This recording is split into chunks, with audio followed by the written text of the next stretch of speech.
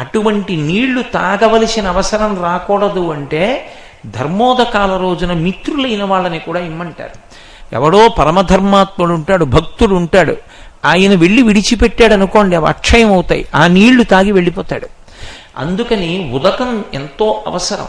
ఇక్కడ దాచుకున్నాడు, ₹1 ఖర్చు పెట్టింది లేదు, శరీరం విడిచిపెట్టాడు, ఏ పుణ్యం ఆయన్ని కాపాడుతుంది? ఇక్కడ దాచుకున్న దాంట్లో అక్షయ తృతీయ నాడు ఉదక కుంభదానం చేశాడు, అది ఏ జన్మలోనూ మంచినీళ్ళకి లోటు రాకుండా కాపాడుతుంది. దాహంతో అలమటించిపోవలసిన అవసరం లేకుండా నీళ్లు దొరికేటట్టుగా ఈశ్వరుడు కాపాడతాడు. దాహార్తి తీరుతుంది. ఇక్కడ వస్త్రదానం చేశాడు, ఏ జన్మలోనూ వస్త్రానికి లోటు ఉండదు. ఇక్కడ 10 మందికి అన్నం పెట్టాడు, తాను అన్నం తినడానికి ఎప్పుడూ లోటు ఉండదు. పరమధార్మికంగా జీవించాడు, ఉత్తమ లోకాలలో నివాసం పొందగలుగుతాడు.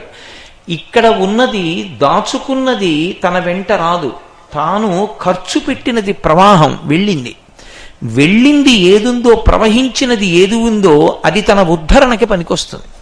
సరస్వతి ప్రవహిస్తే ఉపయోగం, లక్ష్మి ప్రవహిస్తే ఉపయోగం.